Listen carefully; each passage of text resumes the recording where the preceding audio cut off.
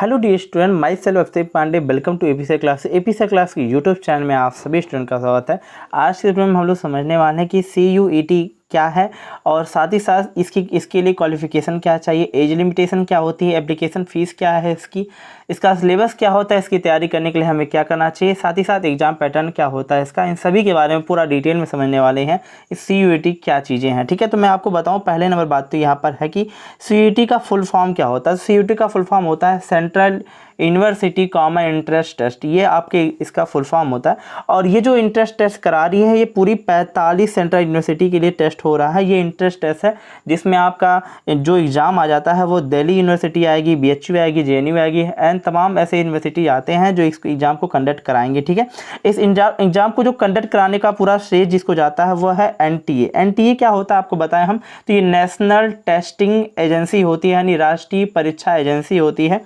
जो agency NEET और JEE का जो एग्ज़ाम्स है कंडक्ट कराती है, यही एजेंसी जो है इसका भी एग्ज़ाम कंडक्ट करा रही है यूनिवर्सिटी का। देखिए होता क्या था पहले कि पहले जो यूनिवर्सिटियाँ होती थी, जैसे JNU हुई या AMU यूनिवर्सिटी हुई या तमाम ऐसे दिल्ली यूनिवर्सिटी हुई, ये सभी यूनिवर्सिटी क्या करते थे, अपने अपने वैकेंसी निकालते थे, अपने अपने एग्जाम्स कंडक्ट कराते थे। लेकिन अब क्या हो रहा है, सभी को समझी करके सिर्फ एक प्लेटफॉर्म पर ले आया गया है जिसे NTA कंडक्ट करा रही है एग्जाम्स को, और जिसका एक नाम दिया गया है जिसे बोलते हैं CUET। आपको समझ में आ रहा होगा CUET क्या हो रहा है, ठीक है। ये चीज़ें क्या है, तो तमाम यूनिवर्सिटी आप देख पा रहे हैं, इमेज भी मैंने लिया हुआ है, तो यूनिवर्सिटी एग्जाम कंडक्ट करा रही है, ठीक है। अब हम बात करें इसके एप्लीकेशन फॉर्म कब से फिल किया जा रहा है, तो इसका एप्लीकेशन फॉर्म जो विजिट किया जा रहा है वो 2 मई 2022 से लेकर के 30 मई 2022 तक इसका एग्जाम जो एप्लीकेशन फॉर्म है वो कंडक्ट कराया जा रहा है, यानी एप्लीकेशन फॉर्म भरने की इतनी तारीख है। अब बात हम अगर जो करें कि क्या CUET होता क्या है, ठीक है, तो मैं आपको बताऊं, देखो होता क्या है भाई, डिटेल में आपको बताना चाहता हूं कि जो CUET का एग्जाम हो रहा है उसका बेनिफिट क्या है या पहले क्या हो रहा था, इससे क्या फ़ायदे हो रहा है, ठीक है। देखिए होता क्या था, मान लीजिए सपोज कीजिए हमारी जो दिल्ली यूनिवर्सिटी है उसमें क्या हुआ, लगातार कट ऑफ देखिए ढाई जाते हैं, मेरिट बहुत ज़्यादा आगे जाता है, उसमें एडमिशन लेना काफ़ी कठिन हो जाता है बच्चों के लिए, ठीक है। तो अगर जो बात करें रिक्वायर्ड हो, उस यूनिवर्सिटी ने रिक्वायर्ड किया कि 99% मेरे यहाँ वैकेंसियाँ हैं और 99% जिसका भी बच्चे का नंबर आएगा उन सभी को कनेक्ट कराया जाएगा, उनका कट ऑफ जितना रहेगा इतना हो जाएगा, ठीक है। अब बात आ रही है कि जो CBSE पैटर्न से पढ़ा हुआ बच्चा रहेगा उसका कट ऑफ पर तो भाई 99 चला ही जाएगा, और यूपी बोर्ड का पढ़ा हुआ बच्चा भाई 95 जा रहा है, और बिहार बोर्ड का पढ़ा हुआ बच्चा 96 जा रहा है, ठीक है। तो अब ऑब्वियसली बात ये होती है कि भाई किसका सिलेक्शन दिल्ली यूनिवर्सिटी में होगा, तो ऑब्वियसली बात हो रही है कि जो CBSE पैटर्न से पढ़ा हुआ बच्चा रहेगा उसका सिलेक्शन ही दिल्ली यूनिवर्सिटी में होगा, और वह इसमें क्या है एप्लीकेबल होगा और इसमें उसका एडमिशन हो सकेगा, ये बात होती है, ठीक है।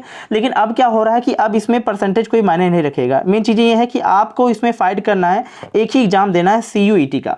CUET का एग्जाम देंगे, NTA एग्जाम इस करवाएगी, और इस एग्जाम को देने के साथ साथ बहुत ही बेनिफिट होगा, जिससे आपको एक प्लेटफॉर्म पे ला दिया गया जिसमें परसेंटेज का कोई रिक्वायरमेंट नहीं रहेगा। मैं परसेंटेज का रिक्वायरमेंट नहीं रहेगा या क्या चीज़ें रहेगी, इसके बारे में पूरा वीडियो को लास्ट से देखिए, मैं आपको पूरा डिटेल में बताने वाला हूँ कि क्या दिक्कतें हैं।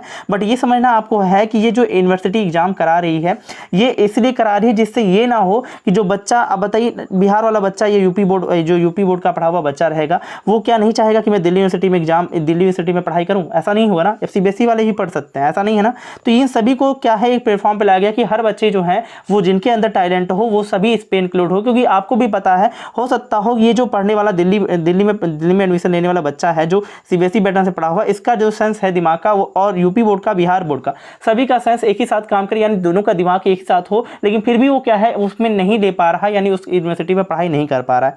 तो इन सभी को छोड़ करके कि भाई ऐसी कभी ना हो पाए, जो बच्चे सही हैं उनको भी अवसर मिल सके, इस एग्जाम को देंगे जिससे उनकी क्वालिफिकेशन हर चीज़ें चेक की जाएंगी, क्वालिटी चेक की जाएगी, उसी हिसाब से उनके एग्जाम्स होंगे। तो बात करें अगर जो हम कि इससे पहले जो एग्जाम्स हो रहे थे या इससे पहले क्या कभी CUET का एग्जाम हुआ या नहीं हुआ, तो मैंने यहाँ 2 टॉपिक लिखे हैं, डिफरेंस बिटवीन CUET और CUECET, ये आपका एग्जाम है। देखिए होता क्या है, CUET का आपको पता है कॉमन यूनिवर्सिटी इंट्रेंस टेस्ट होता है, इसका फुल नेम।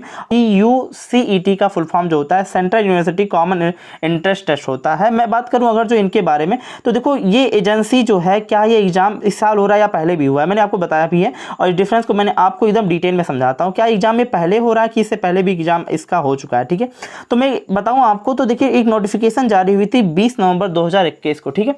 उस समय नोटिफिकेशन इसी तरह से निकला था। किसका नोटिफिकेशन निकला था? तो एग्जाम्पल में हमने बताया एग्जाम निकला था CUCET का, ठीक है, जो एग्जाम हुआ था 15, 16, 23 या 24 सितंबर के आसपास में एग्जाम हुआ था, ठीक है, जिसमें से सिर्फ और सिर्फ जो है 12 सेंट्रल यूनिवर्सिटी ही भाग ली थी। देखिए ये कोई कंफर्म नहीं था कि जो एग्जाम ये कंडक्ट हो रही थी CUCET का, ये एग्जाम कंडक्ट हो रहा था, तो उस समय ये बातें थी कि भाई जो भी यूनिवर्सिटी चाहे वो यूनिवर्सिटी एग्जाम को कंडक्ट करा सकती है, कोई बाउंडेशन नहीं था। लेकिन अब जब ये CUET लगा हुआ है तो इसमें ये कंफर्म हो चुका है कि जितने भी 45 यूनिवर्सिटियां आपको मैंने ऊपर जो बताई हैं, ठीक है, चाहे JNU हो चाहे AMU हो, तमाम यूनिवर्सिटी उसमें शामिल है, उन सभी यूनिवर्सिटी को सिर्फ और सिर्फ जो NTA एग्जाम करवा रही है, NTA एग्जाम करवा रही है कंडक्ट, ठीक है, CUET का एग्जाम जो हो रहा है, CET का एग्जाम जो हो रहा है, इस एग्जाम को देने के बाद बच्चे प्रीवर हो जाएंगे और उसके बाद उसके यूनिवर्सिटी में उनका एडमिशन होगा, ठीक है। देखिए हम बात अगर जो करें एग्जाम पैटर्न के बारे में, तो एग्जाम पैटर्न जो होगा वो CBT बेस्ड होगा, यानी कंप्यूटर बेस्ड टेस्ट होगा। इनका कितने सिलेबस हैं, क्या चीज़ें हैं, तो देखिए मैंने पूरा बहुत ही डिटेल में लिखा हुआ है और मैं आपको समझाना भी चाहता हूँ कि अच्छे तरीके से कितने सिलेबस होंगे।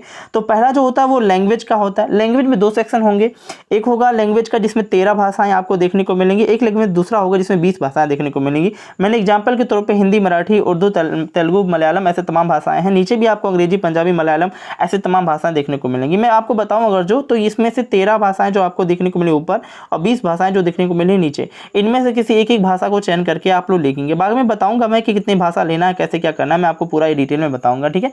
तो यहाँ पर क्या होगा, 50 क्वेश्चंस आपको मिले हैं, जिसमें जरूरी रहेगा कि आप 40 क्वेश्चन अटेम्प्ट करें।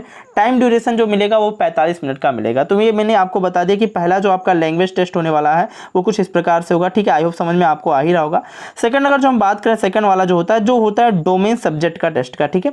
तो डोमेन सब्जेक्ट अगर जो बात करें तो इसमें कुछ 27 सब्जेक्ट रहते हैं, जिसमें से आप ओनली 6 जो है सिलेक्ट कर सकते हैं, ठीक है। 6 सब्जेक्ट आप सिलेक्ट कर सकते हैं और 27 सब्जेक्ट आपके होते हैं, ठीक है। अगर जो हम बात करें एग्जाम पैटर्न के बारे में, तो ये भी MCQs बेस्ड होते हैं, ठीक है, MCQs बेस्ड एग्जाम होगा। और सबसे हैरानी की बात तो ये, महत्वपूर्ण बात तो ये है कि NCERT का जो सिलेबस क्लास 12th में आपने ओनली क्लास 12th का जो सिलेबस रहेगा उसी से ही एग्जाम से पूछे जाएंगे, यानी आपने अगर जो 12th में अच्छे से पढ़ाई की है तो उसी का सिलेबस होगा। अब आपके ऊपर निर्भर है कि आप कौन से सब्जेक्ट का कैसे लेकर के आप पढ़ते हैं। इसमें फिजिक्स, केमिस्ट्री, बायोलॉजी, मैथ तमाम चीज़ें इसके इंक्लूड है, चाहे BA किसी भी फील्ड में आप जा सकते हैं इसके थ्रू, ठीक है।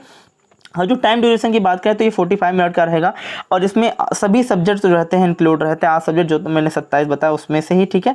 और साथ ही साथ अगर जो बात करें हम, टाइम जो 25 मिनट का 45 मिनट का आपको दिया गया है और साथ ही साथ इसमें 50 क्वेश्चन रहते हैं, 40 क्वेश्चन रिक्वायर्ड है कि 40 क्वेश्चन आपको करने हैं। और एक समस्या वाली समझने वाली बात है कि भाई टाइम बहुत ही कम है और आपको हाई स्पीड तरीके से तैयारी करनी पड़ेगी, तभी आपका जो है यह सिलेक्शन होना है इस किसी भी यूनिवर्सिटी में, ठीक है।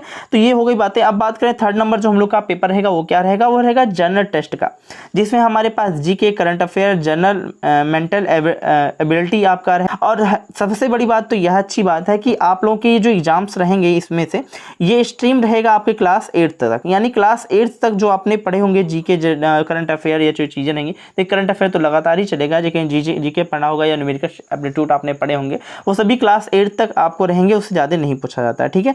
और एक बात और है, इसमें जो है 75 क्वेश्चन रहेंगे और कुछ 60 क्वेश्चन करना अनिवार्य है। मिनट आपको मिलेगा टाइम का, वो मिलेगा 60, ठीक है। ये तो बातें आपने समझ ली कि क्या होता है। पहली चीज़ें आ रही बच्चे के मन में, ये सर डोमेन स्पेसिफिक सब्जेक्ट क्या होता है, ठीक है। तो देखिए डोमेन स्पेसिफिक सब्जेक्ट की अगर जो हम बात करें तो टोटल जो सब्जेक्ट आप देखेंगे वो 20 सब्जेक्ट आपको यहाँ देखने को मिलेंगे। मैंने 27 ऊपर लिखा था, 20 सब्जेक्ट आप टोटल देख सकते हैं इसमें। और अगर जब कितने सब्जेक्ट कर सकते हैं, चॉइस आप लोग मैक्सिमम 9 टेस्ट आप लोग इसमें कर सकते हैं, यानी 9 टेस्ट आपके अनिवार्य इसमें होते हैं, ठीक है। मैं आपको बताऊंगा कि 9 टेस्ट कैसे अनिवार्य इसमें है, यानी 9 जो आपको लेने हैं सब्जेक्टिव क्वेश्चन डोमेन्स के लेकर के, वो कैसे हो सकते हैं। एग्जाम्पल के तौर पर आप दे सकते हैं 2 आपके लैंग्वेज के होंगे, जैसा आपको बताया था 13 और 20 होते हैं, उसमें से 2 लैंग्वेज आपको चुनने रहते हैं, ठीक है। आपका हिंदी हो सकता है, अंग्रेजी हो सकता है, ये लैंग्वेज हो सकता है। और 6 आपको डोमेन सब्जेक्टिव मिलेंगे, यानी 6 आपके डोमेन हो सकते हैं, फिजिक्स होता है, केमिस्ट्री, बायोलॉजी, तमाम ले सकते हैं फ्री होकर के, ठीक है। तो ये आपके डोमेन सब्जेक्ट हो गए और एक आपका जनरल टेस्ट रहेगा जो सभी के लिए अनिवार्य रहता है, आपको ये पता ही है अच्छे तरीके से, ठीक है। अगर जो हम बात करें और कर दिया हमने यहाँ पर है कि अगर जो हम लोग लैंग्वेज में कोई और भी लैंग्वेज ले रहे हैं, यानी एग्जाम पैटर्न वाला जो डोमेन वाला है उसमें भी ले रहे हैं, तो उसमें आपका लैंग्वेज का 3 पेपर हो जाएगा और डोमेन से 1 घट जाएगा, यानी 5 स्पेसिफिक डोमेन सब्जेक्ट रह जाएंगे आपके, ठीक है। और एक जो जनरल टेस्ट आप लोगों के लिए रहेगा वो सभी के लिए बेटर करेगा, कोई इसमें दिक्कत नहीं है, देखिए। लेकिन ये जो बातें मैं आपको बता रहा हूँ ये 5 और कुछ है ये चीज़ें जो आपको देखने को मिल रही है। ये मैंने स्पष्ट लिखा है, ये सीधे सीधे निर्भर करेगी किसी यूनिवर्सिटी पर, यानी जो यूनिवर्सिटी आप लॉक कर रहे हैं उसमें, चाहे JNU हो चाहे AMU हो, जो भी यूनिवर्सिटी आप लॉक कर रहे हैं उसके बेसिस पे ये सब्जेक्ट्स जो ऑप्शन है वो यहाँ से खुलता है। ठीक है, तो आई होप आपको बातें समझ में आ रही होंगी। ठीक है, अब हम अगर जो बात करें जो एग्ज़ाम कब और कैसे होगा, ठीक है, एग्ज़ाम कब और कैसे होगा जो हम बात करें तो भाई देखिए एग्ज़ाम जो है वो 2 शिफ्ट में होंगे, और जो एग्ज़ाम होंगे वो मल्टीपल डेज में होंगे, यानी आज इस डेट में आज हुआ है तो दूसरी डेट में होगा, मल्टीपल डेज में एग्ज़ाम्स होंगे, जिसमें आप देखेंगे तो इसमें आप सभी को जनरल टेस्ट जो है वो सभी के लिए ज़रूरी है, और उसके बाद चॉइस के बेसिस पे आप डोमेन सब्जेक्ट और लैंग्वेज लेते हैं वो उसके हिसाब से आपके एग्ज़ाम्स होंगे। तो 2 शिफ्ट में आपके एग्ज़ाम समझ में आ गया होगा कि 2 शिफ्ट में एग्ज़ाम किस तरह आपके होंगे। ठीक है, आपको यहाँ से समझ में आ रहा होगा। ठीक है, अब हम बात करें अगर जो कि कितने पेमेंट लग रहा है, कितने आप लग रहा है, तो ये समझ सकते हैं आप लोग। ठीक है, देखिए यहाँ पर हो रहा है क्या, अगर जो आप देखेंगे जनरल के लिए, तो जनरल के लिए भाई होता है क्या है, 650 रुपये इसका फीस रखा गया है। SC के लिए जो फीस है वो 600 रुपये फीस रखा गया है। ST के लिए जो फीस है आपका 550 रखा गया है। देखिए इसमें क्या होता है, जो बाहर से फॉरेन स्टूडेंट जो होते हैं उस फॉरेन स्टूडेंट के लिए जो फीस रखा गया है वो 3000 रुपये रखा गया है फॉरेन स्टूडेंट के लिए फीस। ठीक है, आई होप आप समझ में आ गए होंगे कि किस तरह से। देखिए एग्जाम पैटर्न की बच्चे बात भी कभी कभी करेंगे, सर पेपर हम लोग का किस तरह से होगा, तो देखिए भाई आपका जो पेपर होगा डोमेन वाला, उसमें आप हिंदी और इंग्लिश चॉइस कर सकते हैं, हिंदी के साथ इंग्लिश रहेगा। बाकी आप कोई भी सब्जेक्ट लेते हैं उसमें इंग्लिश मैंडेटरी हो जाएगा, यानी इंग्लिश आपको मिलेगा, उसमें देखने को मिलेगा। ठीक है, एग्जाम्स के पैटर्न में। ठीक है, बच्चे कुछ प्रश्न ये भी दिमाग में आ जाएगा कि सर हम लोग जो अभी 12th पास हो रहे हैं, जैसे कि आपको पता होगा कि JEE मेंस में या आपका जो रिक्वायरमेंट होता है वो 75% आपका एस्टिमेट होना चाहिए क्लास 12th पास होने के बाद। और हाँ, मैं तो भूल ही गया था कि भाई क्लास 12th पास होने के बाद ही आप ये CUT का पेपर दे सकते हैं और इसको आप दे सकते हैं। देखिए इससे क्या होता है कि आप किसी भी सेंट्रल यूनिवर्सिटी में आप एडमिशन लेंगे, उसमें आप BSc करेंगे, BA करेंगे, ऑनर्स करेंगे, या जो भी वहाँ की रिक्वायरमेंट रहेगी उस यूनिवर्सिटी का, उस हिसाब से आप चयन करके अपने हिसाब से सिलेक्शन ले करके और आप अच्छा अचीव करके ले सकते हैं। क्योंकि इससे पहले क्या होता था, बच्चों को काफ़ी मशक्कत करने पड़ते थे और उनका क्योंकि कट ऑफ बहुत ज़्यादा, कई यूनिवर्सिटी ऐसी होती थी जो कट ऑफ मेरिट लिस्ट पे रहती थी, अब जिसका मेरिट लिस्ट में नंबर कम आया है वो उसमें यूनिवर्सिटी में अपना एडमिशन नहीं ले पाता था, तो इससे वंचित रह जाता था। तो कहीं ना कहीं ये बहुत दिक्कत होती थी, क्योंकि बच्चे के पास नॉलेज तो उतनी ही है। अब क्या हो रहा है कि नॉलेज जिसके पास है एडमिशन अच्छे से होगा। ठीक है, तो ये बातें दिमाग में लाई जा रही हैं CUT के एग्जाम्स के कंडक्ट कराने से। ठीक है, तो ये बेनिफिट देखने को मिलेगा। देखिए इसमें ये नहीं है कि इसमें दिक्कतें आएंगी आपको, ऐसा कुछ नहीं। मान लीजिए 12th पास में आपको समझाने की कोशिश कर दे रहा हूँ थोड़ा डिटेल में ही। ठीक है, अगर जो आप JEE मेंस के आप देखेंगे, बात करें हम JEE मेंस, क्योंकि NTA करा रहा है तो वो दोनों बातें ध्यान में रखता है। नीट की बात अगर जो हम करें तो देखिए नीट के बारे में अगर जो आप जानते हैं तो इन सभी में क्या होता है, 50 बच्चे अगर जो हैं तो 50 बच्चे पे किसी एक बच्चे का सिलेक्शन होता है। लेकिन अगर जो मैं बात करूं CUET ने अपने गाइडलाइंस में बताया ही हर चीज़ें हैं कि इसमें वो एग्जाम जब कंडक्ट करा रही है तो इसमें मान के चलिए प्रति 5 बच्चे पर एक बच्चा सिलेक्ट होगा। इस बात को ध्यान समझिएगा। ठीक है, क्योंकि 45 सेंट्रल यूनिवर्सिटी नहीं है, तो 45 यूनिवर्सिटी आप समझ सकते हैं कि पूरा कंडक्ट कराएगी तो 5 में से एक बच्चे का एडमिशन होना तय है। ठीक है, इस तरह से होगा। और एक चीज और भी है कि ये नीट के तुल्य पेपर होगा, बस इतना है कि आप ये समझिएगा कि क्योंकि इसमें मैंडेटरी कहा गया है कि क्लास 12th में जो आपने पढ़ा है वही होगा, 11th का बाउंडेशन नहीं कहा गया, सिर्फ क्लास 12th ओनली। तो पहले से ही आपका जो लोड है वो कम कर दिया गया है।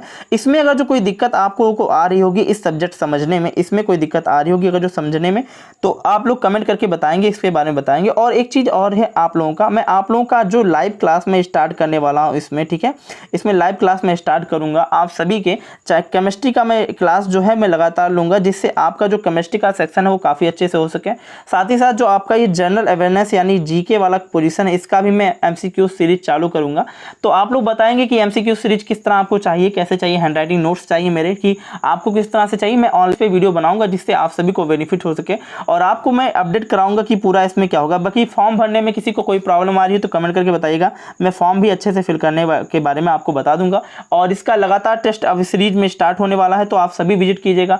आई होप आपको समझ में आ गया होगा कि किस तरह से आपके एग्जाम्स के पैटर्न होंगे, किस तरह से यूनिवर्सिटी एग्जाम करा रही होगी और ये CUT क्या होगा। नए हैं तो चैनल को सब्सक्राइब कीजिए, बेल आइकन को हिट कीजिए जिससे आने वाले वीडियोज की नोटिफिकेशन मिल सके। तब तक के लिए धन्यवाद, जय हिंद।